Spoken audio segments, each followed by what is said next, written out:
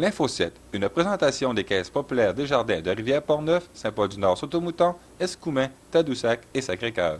Desjardins, une force dans notre milieu.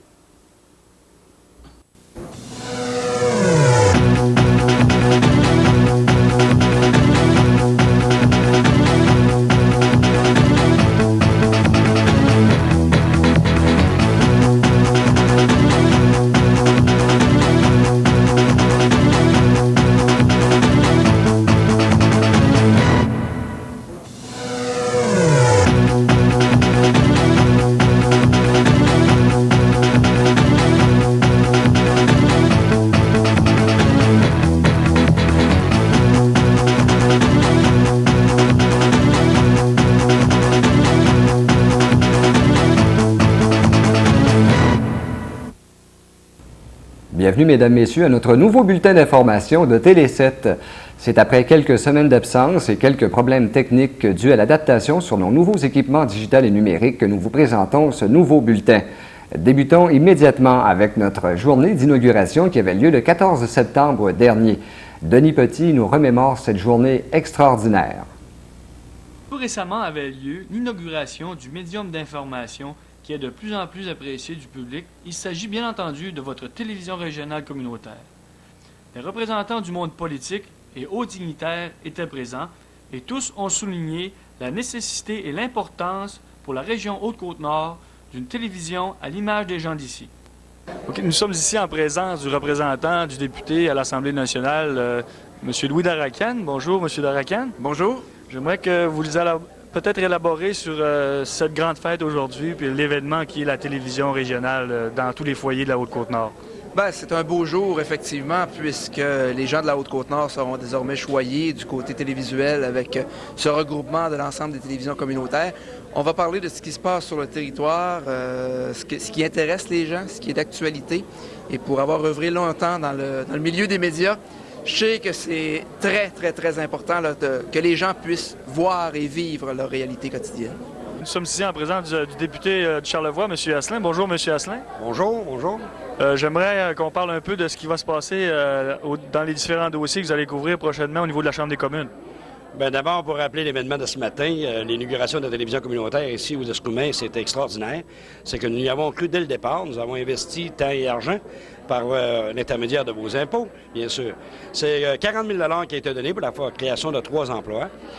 En plus de ça, c'est que la population de la Haute-Côte-Nord va pouvoir profiter de cette télévision communautaire qui est un outil indispensable au niveau des communications. Bonjour, Stéphane. Bonjour, Denis. Content du déroulement de cette petite fête d'aujourd'hui? Oui, je suis bien content. Ça a très bien été. Je pense que tout le monde avait préparé le mot. Ça s'est fait dans le calme et dans l'ordre. Puis tout le monde, je pense, est très content de voir que finalement, on a réussi. J'avais oublié de le mentionner tantôt. Je tiens à le préciser. On a réussi tout ensemble, avec toi, avec Gino, qu'on ne voit pas à la caméra, avec les autres qui sont là avec nous aujourd'hui. Je pense que l'équipe de la télévision, on sait qu'il y a un conseil d'administration en arrière de tout ça, mais les gens, les artisans qui la font, les artisans qui travaillent, c'est les employés. C'est les employés qui font que la télévision ressemble à ce qu'on peut voir présentement. Donc, je tenais à le préciser. Donc, c'est grâce à eux que ça se réalise. Puis encore, plein de belles choses qui s'en viennent. Je pense qu'ensemble, on va avoir encore beaucoup de plaisir à travailler. Puis, on va faire quelque chose de vraiment bien avec notre télévision. Je tiens à remercier entre autres le journal Haute-Côte-Nord avec Luc Brisson.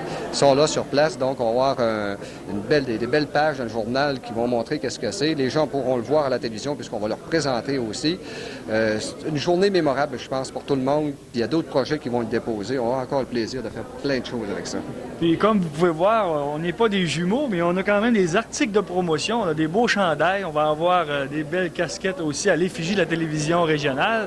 Ça va être disponible dans nos studios. On invite la population après-midi de venir nous voir, puis peut-être de venir se procurer ces articles.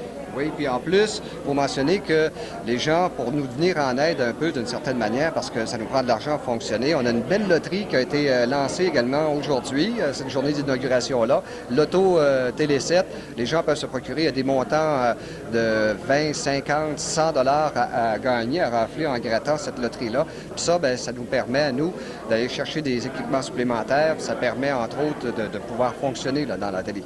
De consolider tout ce qu'il y a actuellement. Oui, oui. Alors, faites-le. Vous pourrez gagner de beaux montants, puis vous pourrez faire travailler d'autres employés, peut-être en télévision, qui sait. C'est bien, on te remercie beaucoup, Stéphane. C'est moi qui vous remercie. Je remercie toute la population, puis merci de nous appuyer. Puis là, je sais pas, je pense qu'on va faire quelque chose de bien. C'était Denis Petit pour la télévision régionale aux Escoumins. Une fois de plus, je tiens à remercier toutes les municipalités, paliers de gouvernement, organismes et commerces qui nous ont appuyés dès les tout débuts afin de faire de Télé7 une réalité. Dossier vandalisme à Sacré-Cœur, la municipalité de Sacré-Cœur sur le fjord du Saguenay et la Sûreté du Québec poste de Tadoussac ont décidé de prendre les grands moyens pour enrayer ce fléau. Un reportage complet de Denis Petit. Cette conférence de presse qui se tenait à Sacré-Cœur réunissait à la même table la Sûreté du Québec, des intervenants du domaine municipal, social et privé, tous ayant comme objectif de contrer la vague de vandalisme qui sévit dans cette communauté depuis plusieurs mois. Cette collaboration des différents milieux viendra appuyer le corps policier de la Sûreté du Québec qui, somme toute, ne peut, avec la seule façon répressive, régler le problème. L'effort sera plutôt axé sur la sensibilisation des citoyens à collaborer, à la prise en charge de certains de ces jeunes par l'industriel Boissaco, en plus de l'ajout d'une travailleuse de rue venant appuyer le travail d'encadrement. Écoutons les propos des différentes personnes concernées. Je vais donner un petit exemple. Dans cette vague-là, au moment où on est rendu, là, on a environ 120 accusations de portée. Et puis, ça cumule 3 caisses de papier, des caisses de papier normales. Là. Bon, on a fait 3, OK? Ça, c'est 3 caisses qui ont été écrites par les patrouilleurs et les enquêteurs. Je peux vous dire une chose, c'est que j'ai des très bons rédacteurs. D'après moi, c'est des futurs journalistes. Je pense que c'est pas normal que ce soit la seule solution qu'on aurait pu trouver à ça. Je crois qu'il y a d'autres solutions. C'est pas les criminels d'habitude, ça, c'est des... il y a un problème d'encadrement qui est évident. Et puis, c'est pour ça qu'il a fallu justement avoir ce genre d'intervention-là. Un petit exemple, je peux vous donner. À un moment donné, la municipalité a pris 7 de ces jeunes-là qui étaient dans des sujets là, avec qui on a eu affaire. Puis, il nous a confié la tâche de rénover la maison des jeunes qui était délabrée un petit peu. En tout cas, tout l'extérieur a été refait. Pendant 3 semaines, les jeunes ont grimpé sur des échafauds, ils se sont mis des gants, des casques, puis là, ils ont travaillé. Puis ils ont aimé ça. Puis là, ils ont réalisé tout d'un coup qu'ils étaient bons à faire d'autres choses, puis qu'on était capable de dire « Hey, c'est bon, tu es capable, puis qu'est-ce que tu as fait, il y a de quoi être fier. » Puis c'est là que, autant nous, autant que les jeunes, je pense qu'ils ont réalisé quelque chose à ce niveau-là. Puis je pense que c'est cette tangente-là qu'il faut prendre. Fait que c'est le but qu'on s'est donné, c'est d'intégrer ces jeunes-là au travail, puis avoir une connaissance peut-être pratique. Souvent, ces jeunes-là, on va donner l'école pour toutes sortes de raisons. C'est plutôt des manuels, c'est pas des gens intellectuels. Ça fait que c'est des gens qui sont un bon bagage de force manuelle, des gens qui sont vaillants, mais peut-être qui n'ont pas eu la chance de continuer leurs études. Alors, j'invite aussi la population à coopérer généreusement avec nous. Vous savez, on dit l'affaire de tous, c'est pas pour rien. C'est l'affaire de tous et chacun. C'est l'ensemble des citoyens qui va faire que cette problématique-là dans notre municipalité va être contrée. Si on a à déclarer des faits, il faut les déclarer. Et puis, je pense que les gens ne s'en porteront pas plus mal. Il s'agit juste d'y mettre la main à la pâte et puis de faire un effet d'enchaînement.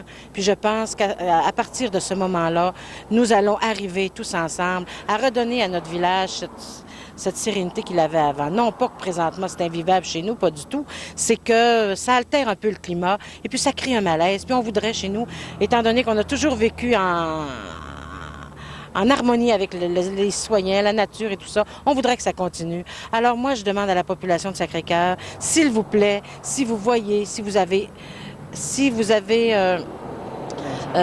connaissance qu'il se passe quelque chose d'anormal, déclarez-le. C'est l'affaire de tous, le vandalisme. Alors impliquez-vous, s'il vous plaît. Merci.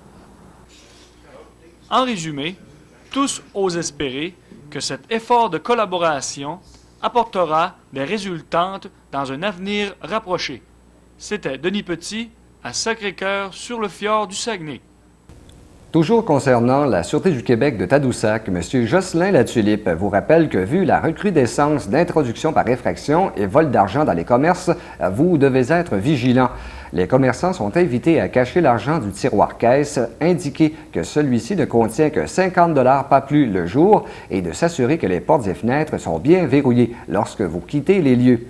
D'autres dossiers sont toujours en suspens concernant des vols commis dans une boulangerie, un magasin de vêtements et une menuiserie à Sacré-Cœur. Aussi, des vols ont été commis sur un chantier sur la rue Saint-Marcellin aux Escoumins, ainsi que sur un chantier dans le rang Saint-Joseph à Bergeronne. Dans ces deux cas, des appareils et outils ont été dérobés. Si vous avez des informations à donner concernant l'un ou l'autre de ces dossiers, communiquez avec la Sûreté du Québec, poste de Tadoussac, en composant le 235-44-86. Votre appel sera traité confidentiellement. Dans le dossier de la disparition de M. Adélard Boulienne des Escoumins, la confusion totale règne toujours. Après plusieurs jours de recherches minutieuses faites dans le secteur et ce sans résultat, la Sûreté du Québec et un groupe de bénévoles sont à réévaluer complètement leur stratégie de recherche. Également, nous invitons une fois de plus la population et tout particulièrement les chasseurs à être vigilants et attentifs aux moindres signes qui permettraient de retrouver M. Boulienne. Si vous avez des informations à communiquer, n'hésitez pas à le faire en téléphonant au 233-30-58. C'est en compagnie du ministre des Affaires municipales, M. Rémy Trudel, des élus municipaux et de résidents de la paroisse qu'était dévoilée la fusion de la toute nouvelle municipalité de Saint-Paul-du-Nord-Sautomouton. Une subvention accompagnait cette annonce et, par le fait même, M. Trudel en a profité pour nous parler de la réduction de la facture aux municipalités du Québec. Un reportage complet de Serge Tremblay. C'était journée de noces à la paroisse Saint-Paul-du-Nord-Sautomouton où, en la présence du ministre des Affaires municipales, M. Rémy Trudel, nous avons pu assister à la cérémonie qui attestait officiellement le regroupement de ces deux municipalités.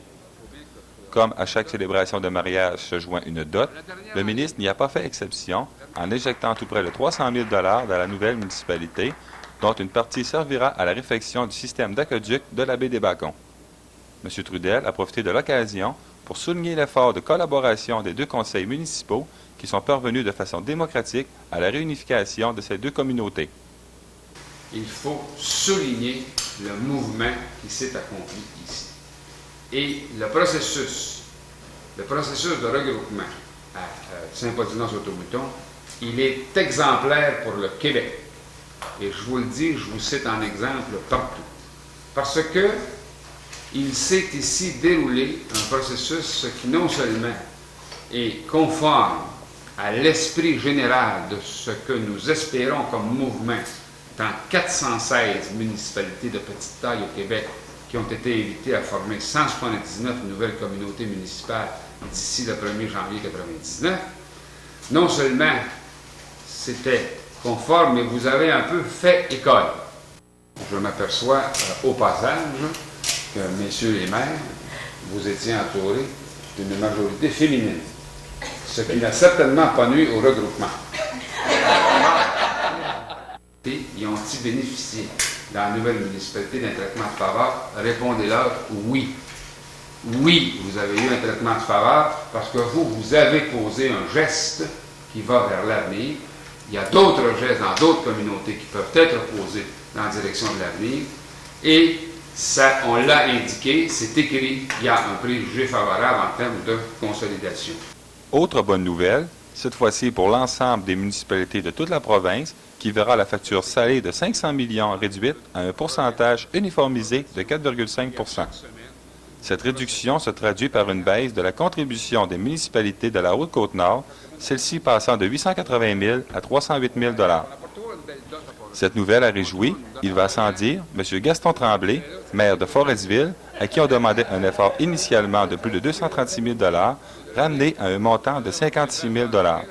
Je pense que d'abord, je dois remercier le ministre des Affaires municipales en termes du programme des infrastructures parce qu'ils ont su répondre à notre attente très urgente au niveau du balancement de notre système d'eau, qui était une façon très spéciale à finaliser dans les plus brefs délais, d'une part. Et d'autre part, l'annonce qu'il nous a fait en termes de négociation avec les différentes unions, soit l'UMQ et l'UMRCQ, je pense que la part de Forestville est très acceptable, puis on devra se soumettre à ça avec plaisir. À la question qui lui était posée ramenant le nombre de MRC à l'équivalent des commissions scolaires, voici ce qu'avait le ministre Trudel comme réponse. Il faut calmer les craintes, et calmer les craintes là-dessus en disant c'est la queue qui va faire branler le chien. C'est-à-dire, est-ce qu'à l'occasion d'une réorganisation scolaire, on va réorganiser le territoire d'appartenance. Il n'y a pas de lien entre les deux. À la page 42 de la politique du développement des régions, il est indiqué très clairement qu'il n'y a pas de volonté gouvernementale de procéder au court terme à un réaménagement des territoires de MRC. Revenons, en terminant, sous la réunification de Saint-Paul-du-Nord et Sautomouton, une autre cérémonie aura lieu, celle-ci de baptême, où la population connaîtra enfin la nouvelle appellation de leur municipalité. C'était Serge Tremblay pour la télévision régionale à Saint-Paul-du-Nord, Sautomouton. Le député du Bloc québécois de Charlevoix, M. Gérard Asselin, s'est porté dernièrement à la défense des télévisions communautaires. Il réclame auprès du Conseil de la radiodiffusion et des télécommunications, le CRTC, de tout mettre en œuvre pour assurer un financement adéquat des télévisions communautaires.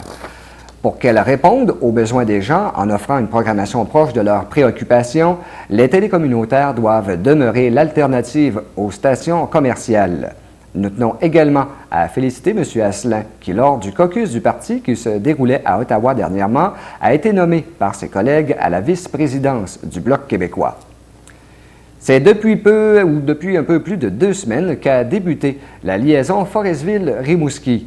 Le CNM Évolution, catamaran ultramoderne, vous transportera d'une rive à l'autre en moins de 50 minutes.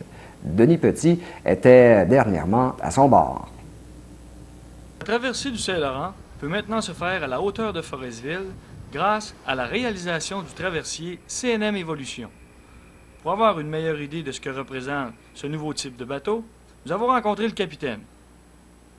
Bonjour mesdames, messieurs, nous sommes ici à bord du bateau le CNM Évolution en compagnie du capitaine du navire, M. Martin Saint-Pierre. Bonjour Martin. Bonjour. Martin, tu vas me parler un peu du comportement. Comment trouves-tu ton expérience en tant que capitaine à bord du bateau? C'est extraordinaire. D'abord, c'est un bon bateau. Il est bien construit. Prend bien la mer pour un navire de ce type-là. Et puis, je suis bien content d'en être capitaine. Okay. Combien de traversées faites-vous par jour? Actuellement, là, jusqu'à la fin de la saison, c'est-à-dire jusqu'au 30 septembre, c'est 3 traversées. 3 départs de Rimouski par jour et 3 départs aussi de Forestville. Au niveau des membres de l'équipage, tu pourrais me parler un peu de combien de membres de personnes qui travaillent à bord du bateau? On est 9 actuellement. Une 10e personne là, à temps partiel là, qui est un cadet de l'Institut maritime. Là, mais l'équipage minimum à bord, c'est 9 personnes. Quelles sont les caractéristiques principales de ce type de bateau? D'abord, sa vitesse. C'est un catamaran en aluminium. Très léger. Ensuite, il fait 30 nœuds, ce qui est peu commun. Là. La majorité des navires font 14, 12 ou 15 nœuds. Alors nous, on en fait 30, ce qui nous permet de traverser d'une rive à l'autre, entre Forestville et Rimouski et vice-versa, en 60 minutes. C'est principalement son système de propulsion, là, puis sa légèreté aussi, qui fait que ce bateau-là peut atteindre ces vitesses-là. Combien de voitures vous pouvez embarquer? 30 voitures avec 150 passagers. C'est donc un nouveau produit qui, on l'espère, va durer pour un bon bout de temps dans notre coin. On l'espère tous. Moi, le premier, et puis je pense pour tout le monde, pour toute la population riveraine, autant sur la Côte-Nord comme sur la Côte-Sud, c'est un plus. C'est un plus pour les commerces, pour tout le monde, pour le tourisme. C'est vraiment un ajout qui est à pas négliger. C'est quelque chose d'important pour la région. Alors, on souhaite longue vie et puis les gens qui n'ont pas encore essayé ça, par une journée comme ça, c'est magnifique. Une très belle croisière. On n'a pas le temps de voir les baleines à la vitesse qu'on va, par exemple. Non, mais enfin, eux autres non plus n'ont pas le temps de nous voir bien. C'est dans une magnifique journée aujourd'hui que nous avons tenté l'expérience du CNM Évolution. Une traversée qui a pris à peine 55 minutes. On invite donc les gens à venir faire un tour à Rimouski. C'est une magnifique balade. C'était Denis Petit pour la télévision régionale. Élection municipale, c'est le 2 novembre prochain que les citoyens des différentes municipalités de la Haute-Côte-Nord auront à se prononcer afin d'élire maire et conseillers.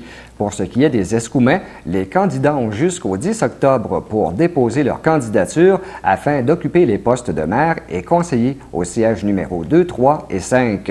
Une émission spéciale sur ce sujet vous sera présentée très bientôt sur nos ondes. Notre profil d'entreprise concerne cette semaine la gestion justement des entreprises régionales. Denis Petit a rencontré Chantal Simard de Gestion Conseil Simard de Forestville qui nous parle des services qu'elle vous offre. Bonjour, M. Petit. Mon nom est Chantal Simard de Gestion Conseil Simard. Mon entreprise est présentement à Forestville. Ça va faire déjà 2 ans qu'on est en affaires. Gestion Conseil Simard, comme le nom le dit bien, c'est de la gestion aux entreprises, des services aux entrepreneurs et futurs entrepreneurs de la région de la Haute-Côte-Nord. Nous déplaçons dans les entreprises, nous offrons les services à même les entreprises parce que de la gestion, quand on parle de gestion, on parle bien sûr de milieu dans l'entreprise. Et puis, c'est ça qui est là l'importance de se déplacer, de rencontrer les entrepreneurs à même leur vie quotidienne, à même leur emplacement quotidien dans leurs entreprises. On a également, nous, Gestion Conseil Simard, on connaît également les endroits pour financer une entreprise, pour également bien le structurer au niveau endettement, c'est quand on a affaire à avoir des prêts. Parce qu'une entreprise qui réussit, c'est une entreprise qui a un taux d'endettement habituellement inférieur à 80 Concernant l'informatisation de l'entreprise, quelle importance accorde-tu à ce nouveau phénomène qui est très important, je pense, dans une entreprise au niveau de la comptabilité et ces choses-là? C'est bien de me poser la question parce que présentement, la comptabilité informatisée est un créneau vraiment important. Le service d'informatisation est en demande énormément. Nous, on privilégie également de faire la comptabilité à la main avant de faire informatiser leur entreprise parce que l'informatique, souvent, nous, on n'a pas besoin nécessairement de savoir réellement tout à fait toutes les notions en comptabilité et puis mais la tenue de livre reste toujours la première chose qu'on doit faire. Informatisation d'entreprise, aujourd'hui, c'est un gain de temps, un gain d'argent, et puis je le suggère à tout le monde. Présentement, le logiciel que nous suggérons, c'est le Dynacom. C'est le logiciel le moins cher et le plus en demande également. Et puis, vous avez un soutien également de ma part en tout temps. C'est-à-dire, vous pouvez m'appeler et puis je peux vous dépanner par téléphone. Concernant les plans de Gestion Conseil Simard, est-ce que tu as l'intention prochainement de t'affilier avec quelqu'un pour agrandir au niveau de la régionalisation? Oui, présentement, nous sommes en partenariat avec un comptable agréé d'Alma. Et puis, c'est moi qui fais la représentation ici dans les entreprises. C'est à moi que les gens ont affaire. Nous offrons des services en état financier, élaboration des états financiers vérifiés par un comptable. Et puis, ça permet justement encore à Gestion Conseil Simard d'aider l'entrepreneur, non seulement au démarrage d'entreprise, mais également de le garder jusqu'à la fin, soit à son élaboration de produits, de ses états financiers. En terminant, as-tu quelque chose à dire à la clientèle du coin, peut-être pour leur faire part de tes intentions de leur rendre un service en termes de comptabilité? Oui, tout simplement de nous appeler au numéro de téléphone 587-6410 pour des renseignements supplémentaires. Il nous fera également un grand plaisir de répondre à leurs besoins, soit en se déplaçant à leurs entreprises ou également de venir nous voir chez nous à Forestville, au 31 11e rue à Forestville.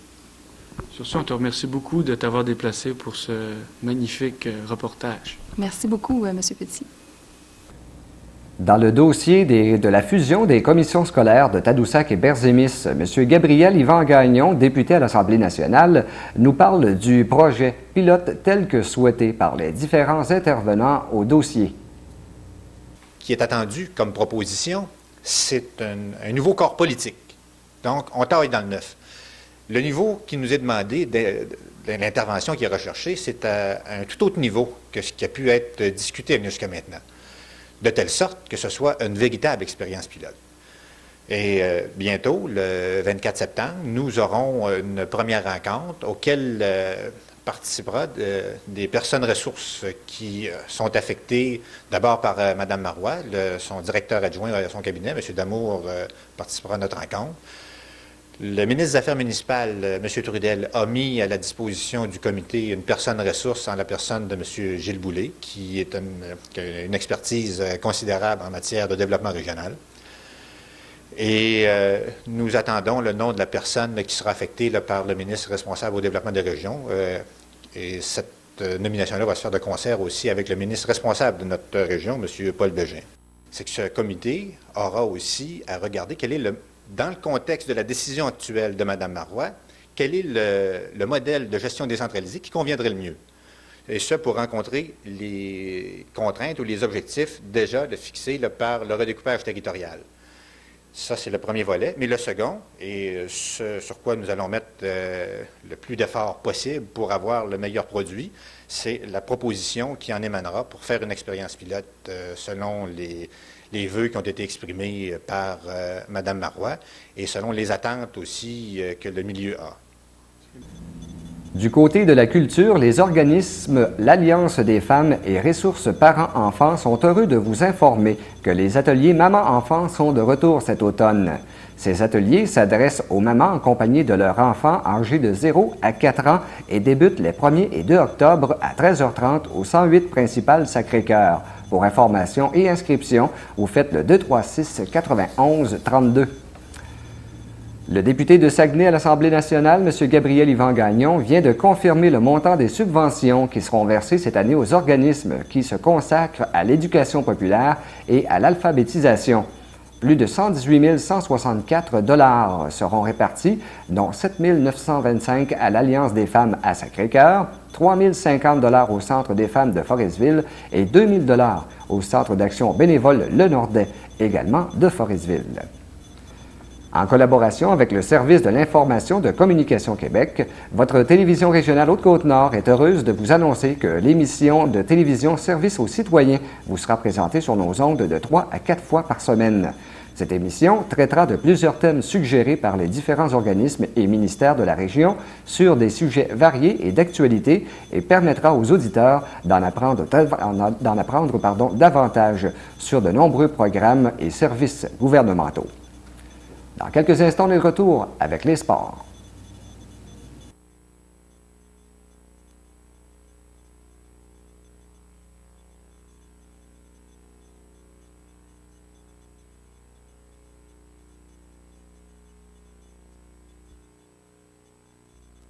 Bonjour, ici Jocelyn Latulippe, sergent chef du poste de la Sûreté du Québec à Tadoussac. Que ce soit par vengeance, pour le plaisir de détruire ou encore pour répondre à un défi lancé par un camarade, le vandalisme n'a pas sa place chez nous à Sacré-Cœur. N'importe qui, n'importe quand peut être victime, souvent impuissante, de ce type de criminalité. Sachons que nous tous, collectivement, c'est nous tous qui payons pour ce vandalisme. Parents, autorités municipales, provinciales, commerçants et citoyens. Que ce soit par une augmentation de taxes, de bris de service ou encore de primes d'assurance, tous sont appelés à payer un jour là-dedans, ou par un sentiment d'insécurité accru, autant chez les résidents que chez les personnes âgées. Il faut que ça cesse. Vandalisme hors de chez nous. Bâtissons ensemble la prévention et surtout l'éducation. C'est une question de gros bon sens. Les sports, une présentation des agences d'assurance Côte-Nord Incorporée des Bergeronnes qui vous offre l'assurance incendie, automobile et risques divers. Au sport, c'est le 20 septembre dernier qu'avait lieu à Tadoussac le tournoi de golf de fermeture pour la saison 97 du club de golf Tadoussac. De nombreuses équipes y participaient ou y prenaient part. Fair play et bonne humeur étaient de la partie. Serge Tremblay nous raconte. C'est avec une nouvelle formule, à saveur du temps des fêtes, que s'est déroulé le tournoi de fermeture du club de golf de Tadoussac. Sous la formule 4 balles, meilleure balle, nous avons vu la famille Petit se faire ravir son titre par le quatuor formé de Germain Bouchard, Malcolm Ferguson, Bernard Latour et Pierre Simard, avec un total de -10. Dans la classe participation, le sort a favorisé l'équipe formée de messieurs Paulin Ovington, Murray Kane, Steve Savard et Laurier Simard. Écoutons les commentaires des participants et assistons au passage du flambeau à l'équipe gagnante par M. Jean-Claude Petit. Très dommage que j'ai perdu. Je suis content d'ailleurs que les petits se sont fait battre. Puis je trouve ça bien plate que Ferguson ait gagné. Parce que la meilleure équipe, c'était nous autres qui l'avaient. Dommage. On a perdu. Là, on me demande d'aller jouer du piano. Salut tout le monde. On peut considérer que la performance est quand même acceptable. Il y a plusieurs facteurs qui peuvent expliquer ça, mais c'est toujours, tout le monde va vous le dire, c'est sur la table de billard, le putting, que le match se gagne. Et aujourd'hui, sur la table de billard, ça n'a pas tourné en notre faveur. Bien, mes chers amis, Malcolm, Bernard et Germain, l'équipe Petit se voit ravir ce fameux flambeau de golf et ça nous fait plaisir parce qu'il passe entre très bonnes mains. Vous avez joué un super match à moins 10 et on aimerait ça écouter vos commentaires. Bien, je vous remercie, M. Petit. Puis on l'apprécie, ce trophée-là. Puis on va le garder avec fierté pour un an. Puis on va en profiter de vous écœurer. Parce que vous avez fait ça pendant 2 ans de temps. Puis vous l'avez fait avec grand honneur. Merci beaucoup. C'est une dynastie qui commence. Oui, je pense que avec le talent qu'il y a dans cette équipe-là, je pense que c'est les petits ne verront plus ce trophée-là dans les prochaines années. On est bon pour 3 ou 4 ans, certains. On vous le souhaite. En terminant, voici France Gagné, gérant du club de golf, nous livrer ses commentaires sur le tournoi. Merci tout le monde, tous les golfeurs et les commanditaires, bien entendu. On avait de gros commanditaires. Je n'ose pas les nommer parce que j'ai peur d'oublier. Et en même temps, tous ceux les bénévoles, parce que dans une journée comme ça, avec 137 golfeurs, ça nous prenait du monde. Ça nous prenait des bénévoles. Puis la même chose, j'ose pas les nommer parce que j'ai peur de les oublier aussi. Et moi, au golf, j'ai un personnel aussi avec moi, je suis pas tout seul dans ça. Eux, par exemple, je vais les nommer. J'ai Denis Dallaire qui est surintendant sur le terrain avec Sylvain Tremblay. Dans le club de golf, dans la bâtisse, c'est Rina Gagnon, Ginette Bouliane. Et durant l'été, on prend un étudiant, c'est Éric Gagnon. Et en fin de semaine, tout le monde était là, tout le monde était présent. Je remercie tout le monde, puis j'espère à l'an prochain. Merci.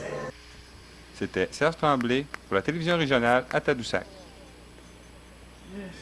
C'est à la demande de son beau-frère, M. Gilles Pinault, que vous avez pu admirer sur les dernières images de ce reportage l'élan de M. Rodrigue Deschênes, conducteur d'autobus scolaire depuis de nombreuses années et professionnel du circuit de golf, effectuer un tir précis sur le chemin menant au terrain de golf Tadoussac. Sans rancune, M. Rodrigue Deschênes et bon hiver, c'est de la part de Gilles et de toute l'équipe de Télé7. La saison officielle du Drakkar de Baie-Comeau a débuté le 19 septembre dernier et de nombreux matchs sont à disputer au cours des prochaines semaines. Pour assister aux rencontres du Drakkar de Baie-Comeau, procurez-vous le calendrier officiel qui est disponible dans les dépanneurs et épiceries de la région ou encore pour réserver vos billets, vous composez sans frais le 1-888-296-84-84. Samedi 20 septembre dernier, les amateurs de courses d'accélération de motoneige sur gazon étaient à Sacré-Cœur afin de se disputer les honneurs. Dans la catégorie jusqu'à 500, Carl Leclerc l'a emporté sur Sylvain Perron. Catégorie 600 1 pipe et 3 pipes, Mario Duchesne l'a remporté sur Sylvain Girard. Dans les catégories 700 1 pipe, 3 pipes et Improve, Francis Deschênes l'a emporté sur Danny Poitras, Dave Gravel et Benoît Dios. Catégorie 800 stock, également Gervais Tremblay s'est mérité les honneurs devant Damien Simard. Catégorie 800 Improve, René Martel l'a emporté devant Sylvain Imbeau. Et en classe Open, Carl Bouchard a gagné devant Sébastien Imbeau. Les organisateurs tiennent à remercier tous les participants, commanditaires, ainsi que les spectateurs qui étaient au rendez-vous de cette course spectaculaire. À la météo maintenant, pour les prochains jours, on nous prévoit du temps ensoleillé avec passage nuageux. Pour le début de la semaine, les nuages seront de retour avec des probabilités d'averses de 40 à 70 %. Le mercure oscillera entre les 1 degré la nuit et 12 le jour. À noter que la normale pour cette période-ci de l'année est de 3 la nuit et de 12 le jour. La pensée en terminant nous dit que tout vient à point. À qui sait attendre? Sur ça, merci d'être à l'écoute de Télé7, votre télévision régionale en Haute-Côte-Nord.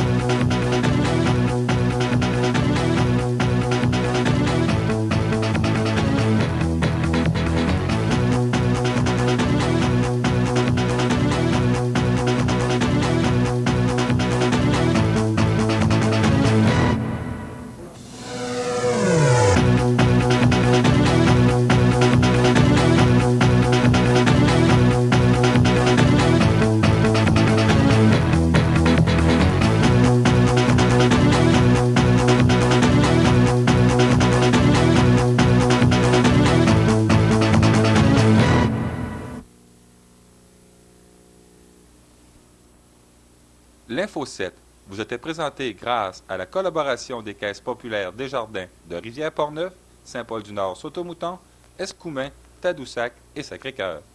L'information pour tous nos membres, une priorité en Haute-Côte-Nord.